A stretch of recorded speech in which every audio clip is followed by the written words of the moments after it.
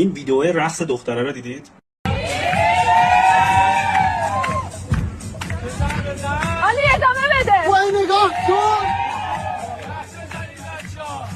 خواستم بگم قبل از اینکه این دختره رو برید پیدا بکنید یا برید دنبال مأمور نیروی انتظامی یا پاسگاهش و فرماندهش و اینا که مثلا بگید استعفا بده یا دنبال این باشید دختره رو پیدا کنید که مثلا حالا به خاطر این کارش جواب گوش کنید، به حرف من گوش بده. اول از همه من عرض کنم که من از این دختر خانم کاملا حمایت میکنم، کارشون درسته. از مأمور نیروی انتظامی هم حمایت میکنم. چرا؟ چون که تا حالا ندیدم ماشین نیروی انتظامی چراغ گردونش قرمز آبی باشه. بعد به جای اینکه بیان جلوی سقف اون چراغ گردون رو نصب کنن، بیارن ببرن بزنن ما تحت ماشین. دیگه کم مونده این چراغ گردون رو نصب کنه نیروی انتظامی رو صندوق عقب. حالا اینکه داخل ماشین هم راننده ای نیست، بذاریم کنار. با اینکه روی در جلوی ماشین نیروی انتظامی هم همیشه آرم نیروی انتظامیه، پلیسش رو در عقب می‌نویسن و اینکه در عقبش چرا مات مشخصه یه ایرادی تو تصویر هستم، این رو هم بذارید کنار. اینکه برچسباش هم اینقدر عجیب غریبه هم بذاریم کنار. اینکه چرا این شکلی پلیس هم نوشته بذاریم کنار، نقطه‌هاش کو. اون یارو هم که اونور وایساده شبیه اسکولا، اونم بذاریم کنار. اینکه صداهای توی تصویرم اصلا شبیه صدای ایرانیان نیست، بذاریم کنار. آخه کدوم ایرانی موقعی که توی هیجان اینجوریه، کلا همه چیز میرزه به هم. علی ادامه بده. وای نگاه کن.